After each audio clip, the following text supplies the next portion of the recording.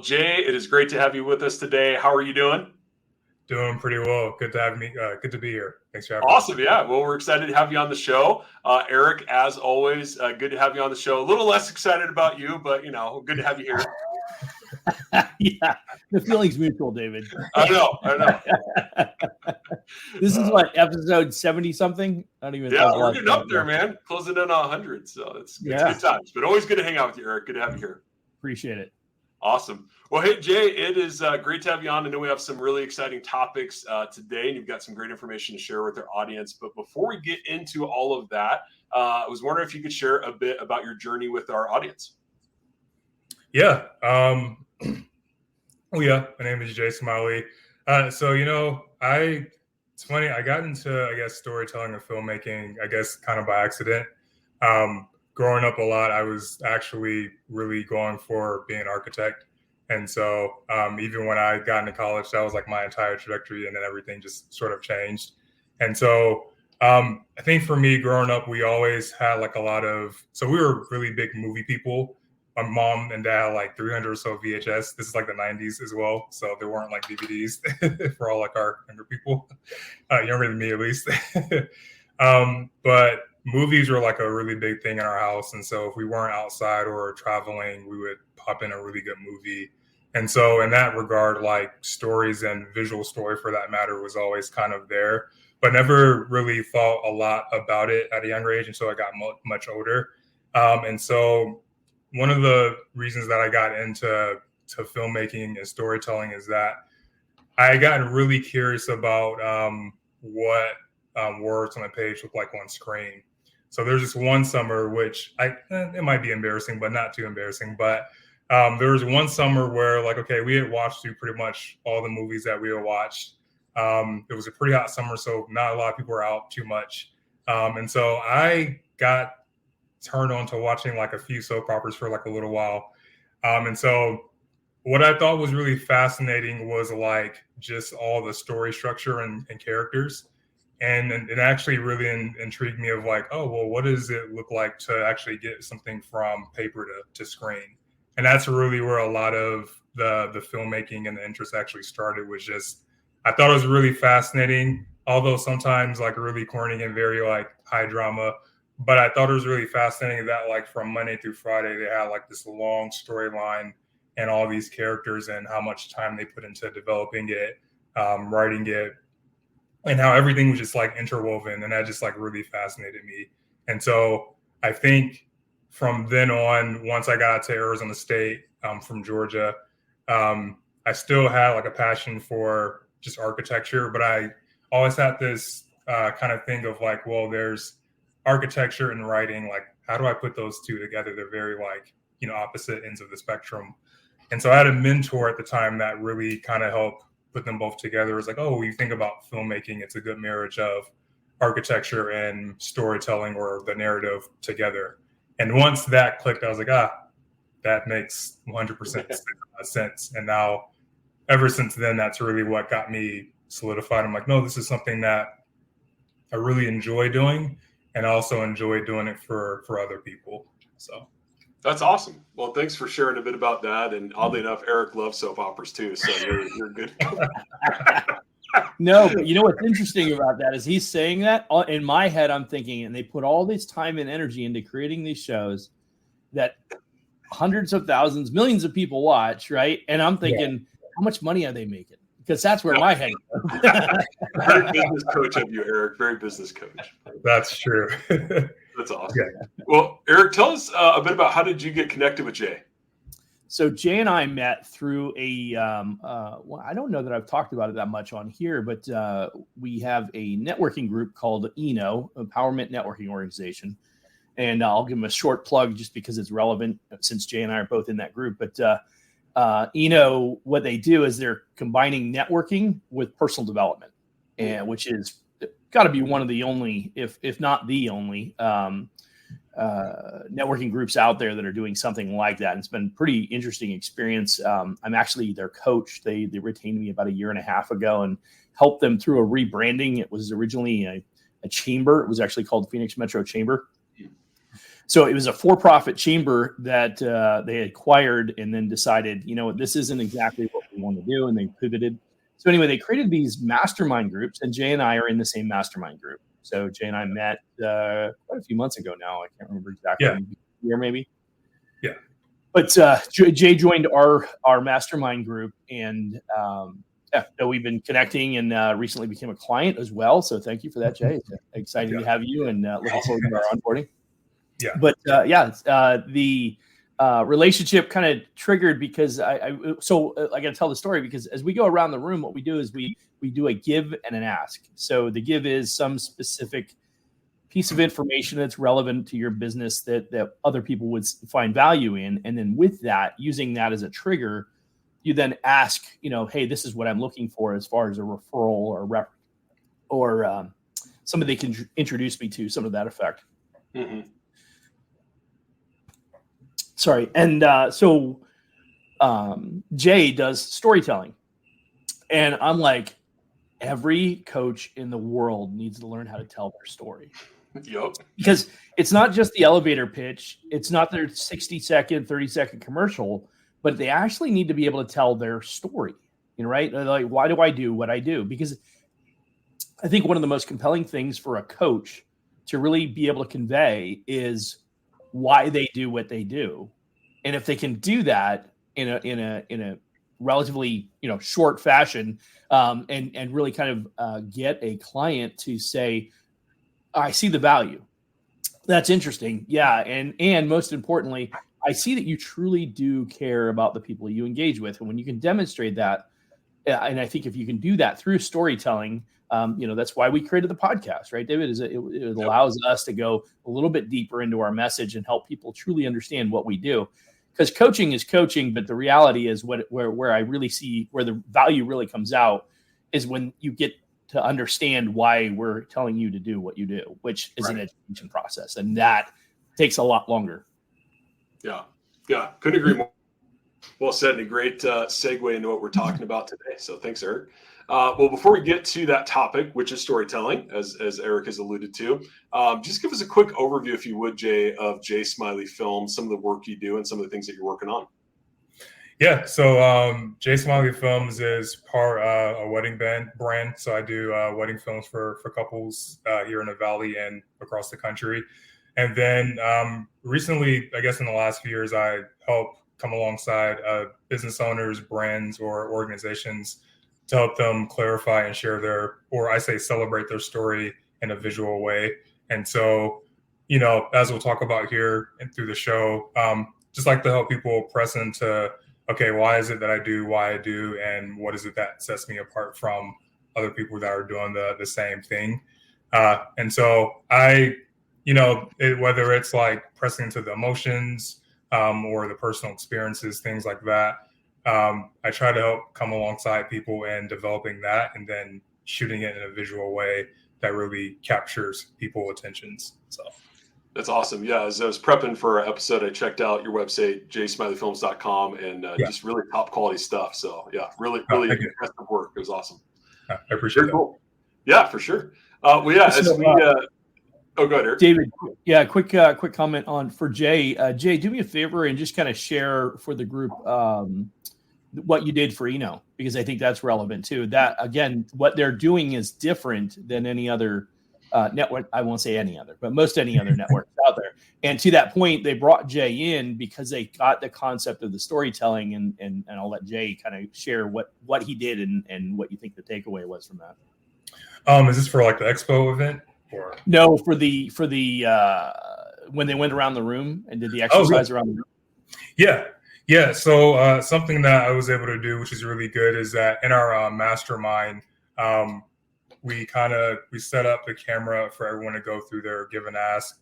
And so we did it in a way so that people, whenever they have the next, I think we call it a lunch and learn, for people to really get an idea of what one Eno is like, but really what the masterminds are like. They could actually see a short segment of hey, this is what it's like when people give and ask, but even more so, this is where all the collaboration and also all of the feedback and, hey, I actually know this person that I just connected with that might be able to use your help, or, hey, actually, have you tried out doing this? It was allowing people to see, hey, this is how masterminds work, and this is why they're so valuable. That isn't just coming to do like a commercial, but it's actually like people connecting professionally and personally of like, hey, actually, my mom needs help with that. Can we talk later? Things like that. And so I was able to film that, and then they were able to show it later on so people can get an idea of what that would look like. And then also we're able to do some more things with our expo that we just did last week of really getting people's feedback, and also just why, the expo or, has been such a huge benefit and impact on them and their business and like in their lives personally. So that's awesome. I felt like it was a perfect example. Both of those are just great examples of exactly what I think Jay can do with somebody as far, taking something that's a little bit more out there, a little bit harder to kind of wrap your head around. What does this experience really look like? And by capturing it on video, I think what he's done is done a great job of really helping people understand what the experience really looks like, as opposed to me trying to explain it in words, which doesn't always transfer very well. Yeah, very true. Yeah, even when it comes to what I do, sometimes me just showing here, let me just show you some work. And it's like, oh, I get it. Because just talking about it doesn't always like resonate. But which goes to the power of not just storytelling, but visual storytelling. When people are able to see it and also connect with it, then they're like, oh, I got it. That totally makes 1,000%, sense. Yeah. Yeah. Awesome. And I'll say this about Jay. He put his the first video he has on his site there, YouTube channel. Sorry, I looked at the video and I watched the video. What is it, 90 seconds or something like that? 2 minutes. It's like a minute and 10 seconds. Yeah, it's pretty short. Yeah, a minute. Yeah, it's not long at all. But it's a short story about Jay, and it was just like, wow, that encapsulates. It talks a little bit about his past and how he got to where he is, and it immediately, I'm like, that's what people need to learn how to use. And especially, David, you and I have talked about this many times on the show, how much more video is going to play in all facets of business in the future, and already today, and even more so in the future. And so the more that they understand and can leverage somebody's skill set like Jay, I think is going to be really valuable. Totally agree. Yeah, absolutely. Well, cool. With that, let's dive in. So as we kind of walk through some of our topics today, it's kind of two different perspectives that we're going to look at storytelling through. One is for business coaches, right? So how they can use the power of storytelling to kind of build their brand. But I think where we'll start is actually more on the business side of it. So as coaches are working with businesses that don't do video, or maybe don't do video well, basically how can they improve some of that process with visual storytelling? So I think just to start things off, Jay, how do you think, kind of just personally and in your experience, how do you think using video helps businesses differentiate themselves in a crowded market? Yeah. No, I think that's a good question. I was able to think about this. I thought about this a little bit, but I think a lot of what I see sometimes with either videos on social media or platforms is that I think sometimes people get content and storytelling like mixed up. And so people think if like, hey, if I just have a lot of good content, then like people will get it. And in some ways they might, but like if there's no like real story or any personal element attached to it, then you're really just putting a bunch of videos up online. And you may have a good presence, but you may not actually getting the point across of like what you do and why you do it. And so I think like something that really, at least for me, and I've been able to help other business owners see to really help themselves stand out and like differentiate themselves from other people is like, well, what is it, something that's unique about you in your business that isn't like anybody else? Because at the end of the day, like we all have skill sets and visions and dreams that might be similar, but yet they're not like the same. Just like none of us are exactly the same person. You'll never really have a vision or a dream that is quite the same as someone else's. And so I think when business owners are able to tap in, for example, if someone's a real estate agent and they're kind of getting into why they do what they do, why they sell homes, if they really tap into the experience of like, well, what was it like for me when I wanted to buy a house Why was it frustrating? Was it good? Was it bad? Was I excited? What were all the questions and things that I thought about that I honestly didn't get the, answers that I needed or the help that I needed? That is like in a personal experience that many people will say, oh, that's exactly how I feel. Or, yeah, I'm going through that right now. And they'll say, hey, I actually want to connect with this person, or I'm more intrigued to reach out to this agent or this company because they've shared a story that not only one is about them and what they went through, but it also resonates with me. Therefore, they understand. They already told me my entire struggle because it feels the same. But two, they probably understand all the missteps that I could make if I don't connect with someone like them in the process.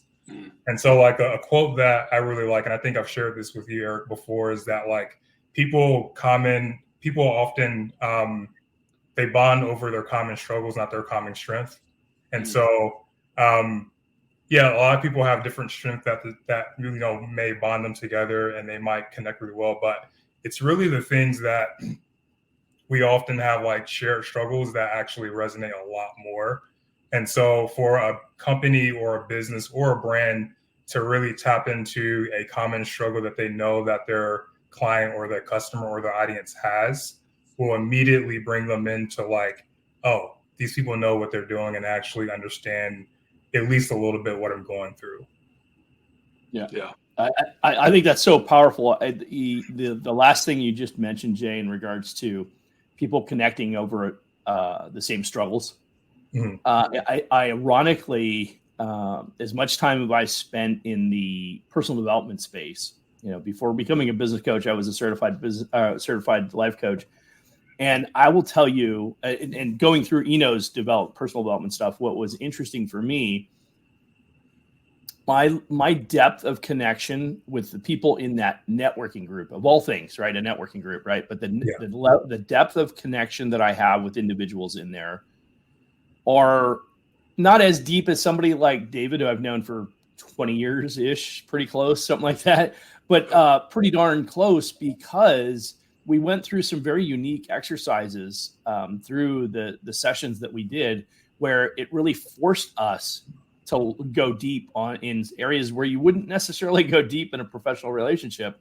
Yeah. And consequently, you get to know people in a completely different way. And the one thing that brings you together is your common challenges, your common frustrations, your common things that you're struggling with, right? And we all come from different, it's funny because I think that there's a natural tendency, especially today with all the social media, everything's perfect. I drive the best car, I have the most, my kids always look perfect. It's like, you only see the best of what people want you to see. Yeah. But the reality is the depth of the connection of the interpersonal relationships come from going through hell together. Yeah. And the best analogy that I could draw from that was when, my time in the military. There was some very challenging times at different points in my career in the military. And those were, there's people that if I saw them today, I'd walk up to them and hug them and, brother, it's great to see you again. Because I remember what that was like at one point. Right. So I share that just to kind of give people some perspective, because you can't, it's really hard to understand that. But when you have that depth of connection with somebody, like David and I, maybe not any gunfights or anything like that, but we've done some paintball battles. Yeah, close. Right? We did. I did kick David in the head one time. That's true. Yeah. Knocked me out, actually. But I think that's a really valid point, Jay. And I just wanted to kind of rekindle that, because I think that there's an added piece to that, which is how people make that connection. Because I think I've actually seen it done better sometimes than others. Mm-hmm. And I'm actually I have to be conscious of this, because when one of the things you said was, you want to connect on the challenges, right? Mm. So I'm often, as a coach, I see the things that are done that could be done better, and I am quick to recognize those. And then it almost comes off as holier than thou, like, oh, well, you do this wrong and you do this wrong. And there's got to be a better way to share that message without rubbing somebody's nose in it, basically. Yeah. I'm curious if you have a perspective on that. Yeah, it's actually good you brought that up. I think it's like, I don't know, I think at least for me, it's like having just a level of like humility of like, hey, I'm not saying this to make you feel like I'm superior. You just need my help. I'm saying this because it really sucked when I went through it. And I actually want to help somebody else not go through all the pitfalls that I went through. So something that I like to use a lot, and regardless of what people believe, like, so if you take like the Bible, you take like Jesus and like the parables, what he does and how he shares his parables is that he makes the people the center of the story while pointing them back to him. And he doesn't do it in a way of like, hey, you guys just need to figure it out. Right. It's not like super condescending. He's just like, hey, I want to share this story with you so that you understand kind of where you're at. And so I can give you a solution of like where to come back to. And businesses actually do it too. It's like, hey, we make the consumer or the client the center of the story while pointing them back to the business or the organization as a solution, a possible solution. And so I think to your point, I think it's just having a level of humility of like, hey, I'm saying this because I know what it's like and I just want to help in a way. And whether you go with me or not, that's okay. But at least you have a little bit more knowledge on your journey and like your next steps of like what you actually probably can do better or what a better step you can take now that you've talked with me. So hope that answers. Yeah, no, it does. And I appreciate that. I'm going to have to spend more time on that.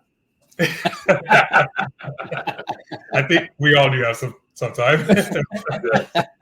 Well, and I think it's inherently when you're better at something, you're right. I say great at something. It's easy to fall into the trap of saying, no, this is how you should do it. Right. And then it's like, even though I didn't intend it to be condescending, I'm just excited about helping you. It still comes across to the person who's uncomfortable as, well, I'm not stupid. It's like, and there is a natural, I mean, just and specifically with coaching and your services are similar. You're getting people to be vulnerable and open up. And one of the challenges with coaching, matter of fact, Nicole mentioned this the other day.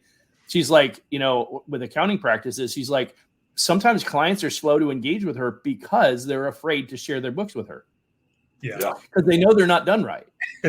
Right. And so they're embarrassed and they're like, well, I'm not sure, and so it just, I think it's interesting and how you can share that and make it a safe space to engage with your, storytelling process, I think is really valuable too. Yeah. And I think like it's, you kind of slow down a bit too and take your own self back to like, all right, what was it like when I didn't know any of this stuff? Right. And like, how was that for me?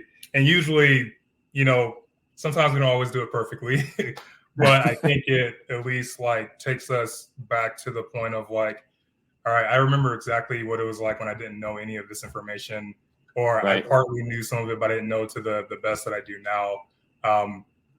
Just wondering like, how's it like for the person I'm coaching or the person I'm interviewing or the person's house that I'm selling or helping buy, like where are they at right now and what are a few things that they're feeling or thinking that I probably thought 1,000 times when I was in the same spot. Yeah. David can work on that too. Yes, indeed. I have a habit of here's why you suck and here's how I can help you fix it. So, I'm hearing there's a better, different approach. So thanks, Jay. Awesome. Well, yeah, I couldn't agree more that when you can, make it personal and convey that visually, right, that certainly helps. But I'm thinking about this from the coach perspective, right? So let's think, for example, you got a business coach, they're helping a business, they're trying to tell them, hey, you got to get into visual storytelling. What kind of tangible impact does that visual storytelling have on the business and or their customers? Yeah, I think for one, when it comes to like, so I like to think of this as that like pictures, they always say speak 1,000 words, but I say like video speaks like 10,000. or motion speaks like 10,000 because there's so many different moving parts. And so like, I remember the first time I was like, this is like, I don't think maybe 5 or so. We went to go see Jurassic Park. And there was the particular scene where both the kids are in the Ford Explorer. And this is like the first encounter with like T-Rex. Yep. And, 5-year-old me is like, this is crazy. But I think I remember that because of just like, one, how visually appealing it was, and just like all the different sensories that like really drew you in, from like the lighting, the fact that they're stuck in a truck, so they can't get out unless they cause a lot of movement. And then you have this, 2,000-ton dinosaur over your truck, and you can't like go anywhere. I say all to say that there are so many different like elements, whether it was like the emotion or just kind of the composition, things like that, that just like drew you in and like made an imprint on like your thinking. And honestly, the rest of that time, I couldn't stop thinking about that, at least for like a week as a kid. But I think like with a coach that's like working with business owners, I think you really get to help them communicate things that they may not be able to, kind of we were saying earlier, things that they may not really be able to communicate verbally, that they can communicate visually on camera, which is the beauty of it, is that there's a lot that you can say without saying a lot with words. And so again, if I use like the case of a real estate agent, or say the coach that's working with the real estate agent, and they're thinking, hey, what's a better way for me to sell a house? Yeah. Without it me just, hey, here's the house and all the beautiful rooms in it. You should think about buying it. Instead, if they take it as, well, why don't I start off with a family and a 5-year-old boy, and we go through the entire journey from when he's 5 until he's 17 in that same house. Then they're going to think, oh, well, this is not just a house. This is a place to live that I make a home. And so forget about all the beautiful rooms. That's great, obviously, because we need the space. But now I'm thinking about what this house does for us personally when we live there versus like what it looks like as a model home. And so when you have a video or a film, it's really the only way you can show that kind of story, instead of just giving them a pamphlet of like all the rooms, or just giving them a highlight of all the rooms in a drone shot that, comes in on the house. But instead I've been able to see, oh, wait, this is what it will be like for our 2 kids when we stay here for their entire, life while they're here at home. That's awesome. So I'm going to paraphrase, make sure I understand. Eric knows a little slow, but if you want to grab their dollars, you got to grab their attention and take them on a journey. Is that accurate? I love it. That's great. Yeah. Very cool. Very cool. Well, what about the coaches themselves then? How if there's a brand new coach, so let's say, Eric's working with somebody, signs them up tomorrow, or somebody watching this that, they're 30 days in and never done video, never done any sort of visual storytelling. How can they use film or video to either reach new clients or build trust with existing ones? Yeah, I think similarly with, some of the past examples, but even for a coach, I think even talking with Eric, I've been able to see this myself, is just, one, I think just putting yourself in front of the camera, at least as like an introduction of who you are, but also, that in itself really helps people see who this person is, and they'll be able to relate. But I think at least what I've been finding is that you really start sharing with them the need for a business coach, because a lot of business owners think they know how to do everything. And then until they talk to somebody that actually knows what they're doing, and they realize they don't know how to do anything. And obviously you won't start off by doing that right out the gate. But like with most things, you will start off by sharing about who you are, but then you also start sharing about, all right, well, what are some of the struggles of, again, starting a business, and what are all the missteps that people commonly make? What are the missteps that I made while starting, and what are the things that I wish I had known if I had someone that was coming alongside me in the process?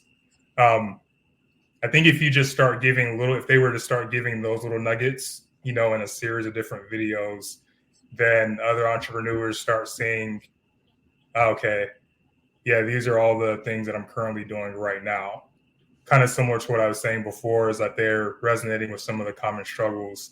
And so they're like, yeah, I actually should go and talk to someone like Eric right now, so I can mitigate going through another 1, 2, God forbid, 5 years of making the same mistakes. While instead I have somebody that comes alongside me as a guide and says, hey, one, stop doing it that way, but try doing it this way. And I'm pretty sure like it will get you not only in the right direction, but get you going a lot faster than the rate you've been going for the last, few years. Yeah. No, I love it. That's awesome. It's funny as you're saying that, right? I think about whether it's the real estate example or even the coaching example. There's so many people that you see doing the opposite of that, which is more of the content focus that you discussed. Yeah. And so I'm kind of curious, as you're looking at all the video and film out there, whether it's coaches or anything else within business, what are some of the common mistakes that you see over and over again that you're just like, man, just stop doing that. You got to change it up and do this instead. The cringeworthy stuff. Yeah. I think something that I see a lot of people do is that when you're trying to figure out how to make videos or get stories out there, a lot of people will just stick to the trends to see like, oh, let me just keep doing some of the same things that are already being done, rather than maybe thinking through about who it is they want to reach and what they want to talk about. And I think the other aspect of it too is that kind of when I went back to like the Jesus and the parables, and also like putting people at the center of the message, oftentimes people put themselves at the center rather than the people that they're serving at the center of the message and who they're trying to serve. And so oftentimes people will talk about, well, hey, here's what I can do for you. Here's how well I'm good at this. And here's all these things about me. That's great. But if people don't know what that does for them, then they're kind of like, oh, cool. So another person that knows about a lot of things, but yeah, I don't know how that's going to help me. And so I think the biggest thing is business owners often have the attention on them and not on the people that they're serving or wanting to serve down the road. Yeah. I see that all the time. I think you're spot on. Makes a lot of sense. Jay, I think we need to rename you. The storytelling may be a part of it, but I think we need to call you a video copywriter. Okay. I'll take it. As you're talking, I'm thinking through things that I've recently posted on LinkedIn or whatever, and I'm thinking through that, and I'm like, oh, I've got to completely change the way that I've been sharing my messages. Yeah, and it's a natural tendency to say, this is what I can do for you, right? And it's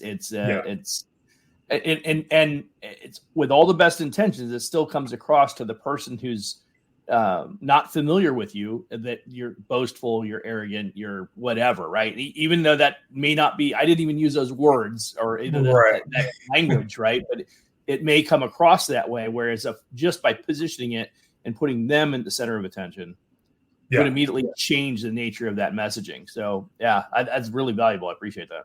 Yeah, for sure. And I think too, like, going back to, if a coach is wanting to make more content, I mean, this is what I see. This is a good thing that I see a lot is, people just going through what their day is like. And typically that involves them serving and working with other people that they actually, work with or have as clients. And so again, even doing something as simple as that, and it doesn't really need to be super glamorous or anything. Just needs to be authentic so that people can resonate with it. I'm not saying just, put out stuff that doesn't look great, but doesn't need to be like, a Hollywood film. It just needs to at least like look pretty good and it resonates with who you're connecting with. And also too, it's just like, hey, this is what part of a day is like for a business coach. This is how we work with our clients. This is some of the conversations we have, if, we want to put those out there. And this is kind of some of the directions and steps that we help give them when we're working with them. and here's some of the homework we give that we hope to, see like some return on investment on once they go out and start taking those next steps. Yeah. Eric's taking a note, so you must be saying something. this is, I guess 70 some odd shows. I think this is the first time I've ever taken notes during the show. Yeah, I do. Yeah. Okay. Well, that must be a good thing then. Yeah, for sure. And before we move to the next topic here, Jay, I'm curious, as you're talking about this, I'm thinking about some of the content that I see, whether it's, social media or elsewhere. Do you have a perspective on, is it better to do lots of content or a few pieces that really articulate the story well? Where do you land on that? I think I know, but I just want to ask. You know what? That's a good question. Sometimes, it could be a thing where you're just getting started out. You put out a handful of things to get yourself in the habit of doing so. And I say that for myself because I've been working on building a YouTube channel, and it can be really hard to get to putting things out. Yes. But I think honestly, in the long term, the important part is really the quality, not the quantity. Because it's, again, in the beginning, you could put out a handful of things. Even that, you still want to be thoughtful and still have a message that you want to share. But at the end of the day, you really do want to focus on the quality of the story. I think with anything, before you start with a video or a story project, is still like knowing like, hey, why do I do this? And who am I trying to reach with this? I take the same process when I work with potential clients. And even when I do wedding films, I always talk with the couple of like, why they really want a video. And we know why, but no, like, why do you really want one? And it's easy. It's kind of easier for them to sit and say, like, oh, all the other people are doing it. But then when you really think about it, it's like, well, no, this is not just a video. This is actually a part of our legacy that we get to pass down to our kids and grandkids and grandchildren. And so a thing that I help not only like a businessy, but especially couples that I work with is, just think back if you were able to see a wedding film for your great grandparents. That'd probably be really cool because you'd be able to see people in that film that you probably only heard about in family stories or things like that. And you get to see somebody in motion that you've only seen pictures of. And so I guess long story short, like the story will still be important, even if it's just a few pieces of content. And I think it's just being like really intentional with like the story that you're telling, so I guess it goes back to having like intentionality and then like authenticity within that intentionality. Yeah. That's awesome.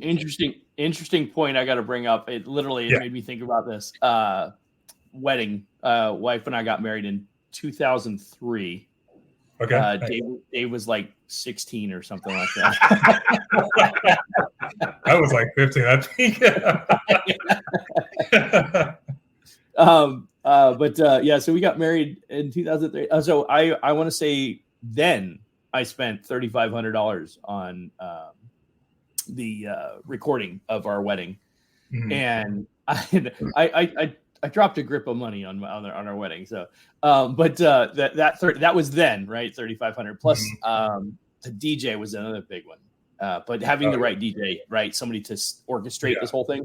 But $3,500, and I will tell you, my wife has watched. Now this is a VHS, so going back to your original point about VHS, which I still have about 400 movies on VHS, by the way. My parents still have they're hard to let go.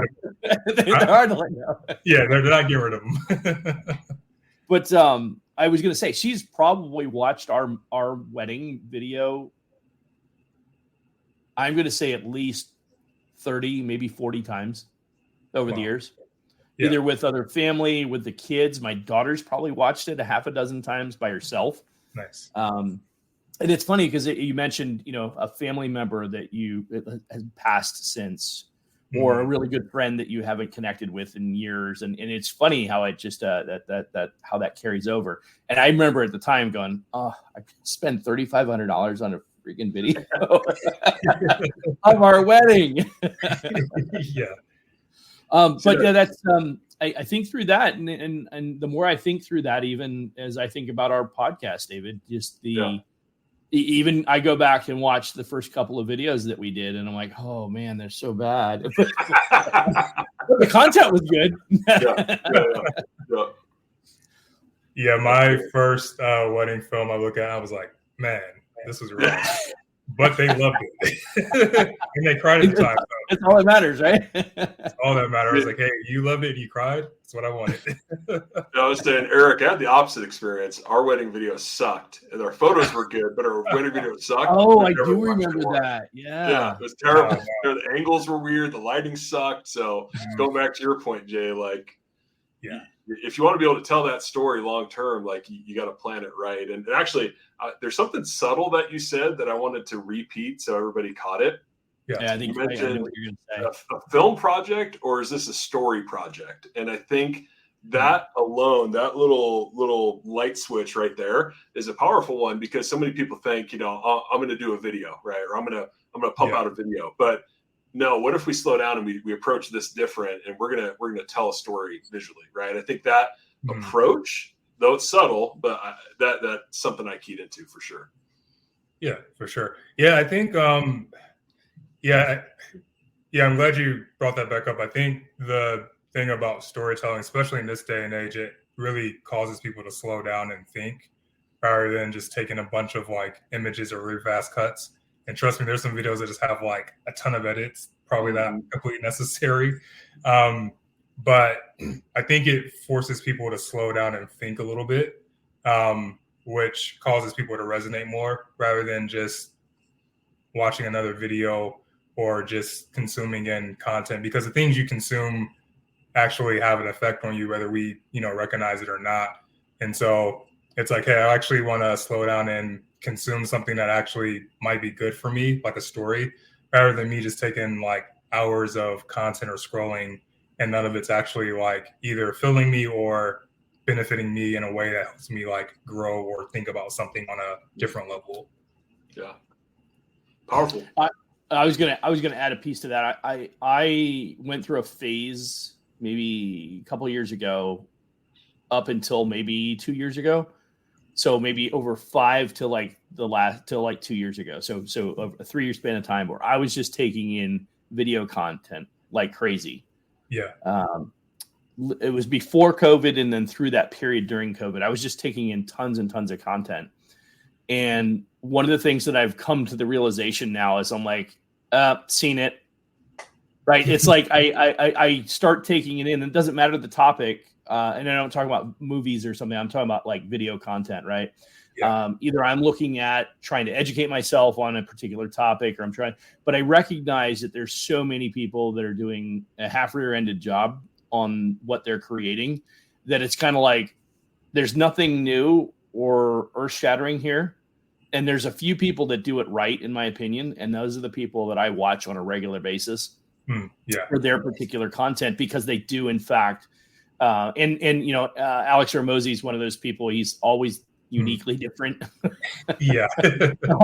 and his messages are spot on. But I guess the point I was going to make was that because there's so much content out there, and now with AI, I mean, people are making humanless videos or whatever they call them. I can't remember. But it's just going to have more and more content. And so the human impact of that, the human effect of that is going to be really important, and being able to sustain and make that quality material that people are going to pay attention to. Yeah, for sure. Yeah. I think that's the one thing. I know like AI has been like looming and coming it's already here, but more of it's coming down the pipeline. I think that's something that's still, I guess, really important, and also just unique to like the human experience, is the ability to actually tell a story well. Because you can, just with like computers, you can tell a computer to do whatever you want it to do, but it still won't be able to quite duplicate what it means for a person to actually sit and think through something and then put it out. And so it's like you go to Chat GPT and type in a prompt, hey, write me a short story about brotherhood. It'll give you one, but it'll be very, very plain. Right. And there won't be any unique insights that help people think, oh, okay, I've never heard that before. I think, with AI, I think it's definitely going to be a useful tool. Someone will find a way to abuse it, as with a lot of things. But there's some things that can't be replaced, even if you try to. And I think storytelling in terms of from people, you really can't duplicate that. You can get close probably, but there's something that's going to be missing that intrinsically is valuable to people, not to computers. And so it's like, hey, as much like algorithm as you put out there, you might be close, but you'll never have the same impact as you would if you have it come from a person. The Bible was around 2,000 or thousands of years later because people wrote it, and it actually came from an experience, not from a computer that says, all right, here you go, and it probably won't last. But because this is something that people have experienced, this is something that has taken place, it's still here, And so I think that's the same for storytelling, and whether or not AI is a part of it. It's like, now there's something valuable about what people have to say versus like what we make a computer say. Totally. Great point. Yeah. Well, Jay, as we wrap up here, kind of one other thing I just want to hit on real quick, just with our audience in mind, is, whether it's a business coach or a business owner, and they're, hearing you and they're like, yes, I need to do more video. I need to do more visual storytelling. Any kind of final advice you would leave them with as they look to incorporate that visual storytelling in their overall strategy? Yeah. I mean, I think the first advice is like, hey, just get started as soon as possible. Try not to overthink it, but still think about it. Because you can overthink and then you like put nothing out. And that's been my story sometimes. But I would say like, yeah, definitely do it as soon as possible. But again, really take time to, have some thinking about what it is that you want. What is it that like the world doesn't know that it needs to know, whether it's about you or like the work that you're wanting to do. And what are the things that you can do for people that no one else can do? I think I've said before, it's like, yeah, we all have like a dream or a vision, but no one else has the same dream or vision as like, you or the next person. It's uniquely different regardless of who you are. And so I would say, especially for a business owner or anyone, I really start with that of like, hey, what are the things that I really want to talk about, or who am I really trying to reach, that I have something that they can benefit from, and really start from there. And again, it doesn't need to be super long. I think it just needs to be authentic. It's something that people would actually be able to say, oh, this actually is useful to me. And so, yeah. Good advice. I gotta drop something in there because I think it really relates to what Jay just said. David, my infatuation with Patrick Bet David. I do. Yeah. Very well aware. His Valuetainment channel. What really launched Valuetainment was so that video of the life of an entrepreneur. All episode. Yeah. So I literally just watched a video the other day, and because he said that was the catalyst for the whole Valuetainment channel, because it got 10 million hits at a time when, this is way back, like 2016 or something like that, when to be massive, it was like 1 million hits. So they like 10x that. And since then it's gone on to do tens of millions of views. Sorry. But what he said is that the message, they thought through that message critically. It's only a 90-second video. Yeah. But how do I capture the essence of what I'm trying to say? And that literally launched Valuetainment. Without that video, Valuetainment may not be what it is today. Patrick Bet David may not be where he is today. He may still be running his insurance agency if it wasn't for that video. Yeah. So I think that there's a lot to be said about taking the time. And that was not their first video, but it was their first one that really kind of took off. But to his point, they really put a lot of time and energy into it. What are we trying to convey here? And if you think about, if you're familiar with that video, there's literally parts in that where he's mimicking, right? He's saying, I know what it's like to not be able to pay the bills. I know what it's like to have past due debt and, statements that I'm sitting on and going through, and I'm trying to make ends meet. And while I'm doing it, I'm going out there and I'm just grinding it out, trying to do this, build this business, and it's not working, and I'm struggling and I'm frustrated. And then, but because I kept doing it, things clicked, and he tells the story in 90 seconds. And it's just crazy when you think about it. But because they took the time to took the time and energy to put into the story correctly, that's what they got from it. Absolutely. Yeah. Cool. Well, hey, Jay. So Jay's going to make one for my Biz Coaches. Yeah, there you go. Right. Yeah, there you go. I would say as we wrap up here, anything else kind of, you want to share about Jay Smiley Films before we go today? So I've been working on this for a while, but just be looking out for the YouTube channel. It's technically already launched, but be looking out for some new videos here over the summer. You'll see more things consistently now, but there'll be some more time. Awesome. But yeah, that's the main thing. You can follow me on Instagram at jaysmiley.co. You'll be able to see some work, and then you can also reach out to me through there if you ever want to talk more about story or just need some guidance on it. Awesome. Yeah, thanks, Jay. And of course, jaysmileyfilms.com. So thanks. Eric, anything else you want to share before we wrap up today? Nothing special. We did our event with Eno, and we launched actually I do have something specific I want to address. So we launched our promo for the group coaching promotion that we launched. But we also added a very specific new program. So we are going to be offering a coaching call every Tuesday for free. Wow. So it'll be 20 to 30 minutes worth of content and about 30 minutes ish of Q&A. It's promoted on LinkedIn. We introduced it and then promoted it at the event. It's just to introduce people to the types of solutions that we can provide people. And that's being offered in conjunction with the Biz Coach Show. So you'll be able to see the recorded sessions on one of the playlists on the Biz Coach Show, which we'll be setting up here in the coming weeks.